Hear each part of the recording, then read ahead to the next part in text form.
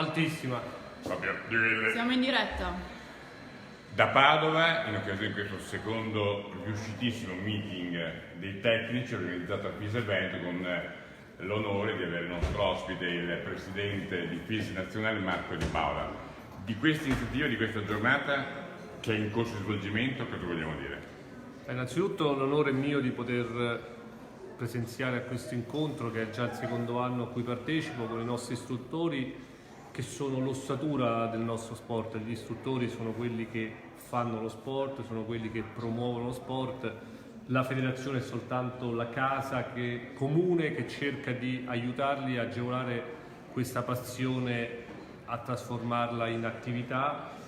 E devo dire che il Veneto è una regione molto vivace, molto positiva, riesce a dare veramente dei risultati importanti sia a livello di coinvolgimento numerico ma anche di risultati sportivi, che poi è il nostro obiettivo primario. Quindi lo faccio con molto piacere questa presenza, perché è un'occasione importante, è un'apertura dell'anno dove ci sta un confronto, vengono presentati i programmi ma anche discussi i programmi, e poi noi ci attendiamo che questi nostri istruttori riescano a portare a casa dei risultati importanti, che è l'obiettivo della federazione. Tra l'altro, mentre siamo qua, stavano presentando un programma intensissimo con anche delle novità che ha enunciato Nicoletta Bonomi in tutti quanti i dipartimenti, questo campionato dedicato alle passeggiate e anche questa iniziativa che verrà svelata, che lega l'arte e il cavallo.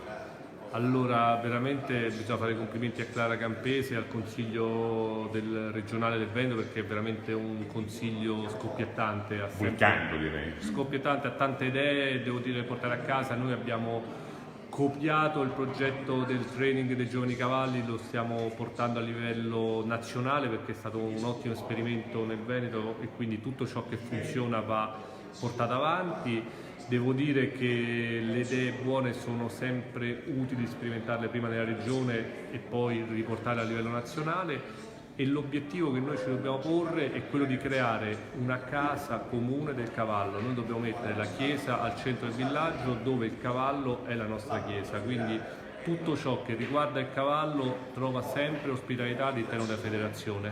Però parliamo a questo punto dei tecnici, visto che oggi è la loro giornata. Cosa vogliamo dire su queste persone che sono l'anima del movimento, perché senza di loro poi i risultati non ci sarebbero?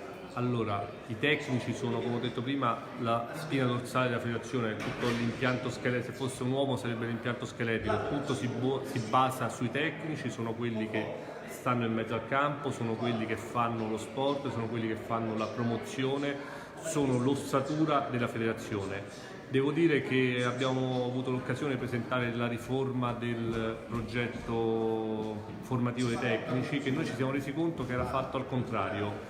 Venivano premiati non i tecnici, non i risultati degli allievi, ma venivano premiati i cavalieri. Venivano premiati non i risultati degli allievi, ma chi faceva soltanto aule didattiche. Abbiamo ribaltato questo sistema. Oggi il merito dei tecnici, che si vede nei risultati degli allievi, è primario, è un punto di riferimento. Abbiamo cercato di semplificare il rapporto con la formazione senza far scadere la qualità. Sono tutte attività che la federazione ha messo dal centro del suo obiettivo e sta perseguendo giorno dopo giorno, con qualche difficoltà certamente, qualche lungaggine, ma quella è la strada tracciata, e l'unico aspetto è premiare il merito, riuscire a rendere più semplici l'attività, combattere la burocrazia. Ultima cosa, che non è facile da vedere o da sentire in nessun mondo, un presidente che garantisce o in un luogo o nell'altro una risposta a un problema in 36, massimo 48 ore. Credo che questa sia una cosa davvero qualificante, perché quando poi c'è un problema, nel totale può sembrare piccolo, ma per chi ce l'ha è grande. Certamente noi viviamo con tesserine da 10, 15, 30, 90 euro, e quelle tesserine moltiplicate per centinaia di migliaia di persone poi fanno numeri importanti, quindi dietro un problema che possa rappresentare una patente da 30 euro a 15 euro, magari è un problema che si può ripetere n volte, per noi diventa un problema serio, e soprattutto per l'istruttore è un problema che ha bisogno di una soluzione immediata, quindi la federazione su questo non transige, si usa il più possibile la mail, se non c'è una risposta in 48 Ieri ore... istruzioni per l'uso così. Io già l'ho detto. Ma lei ha detto più nel possibile, meeting, qui lo più diciamo, possibile, assolutamente. qui lo lascio, è peggio della me, lei lo lascia in video, con la sua faccia e la sua voce, quindi lo dica che rimane. Bisogna mandare mail, se non c'è una risposta in 48 ore mi si manda una mail a me, presidenza@sise.it, state sicuri che in un senso o nell'altro si avrà una promozione, perché noi dobbiamo fare una federazione di servizi. La federazione deve essere a servizio degli utenti, a servizio degli istruttori e a servizio di chi fa lo sport.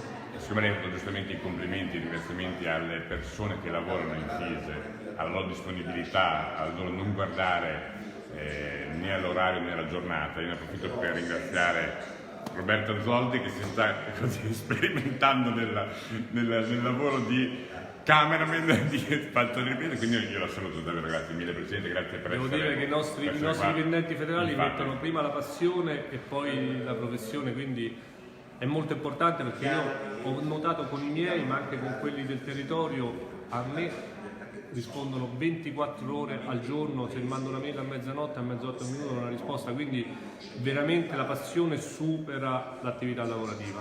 Grazie mille. Grazie.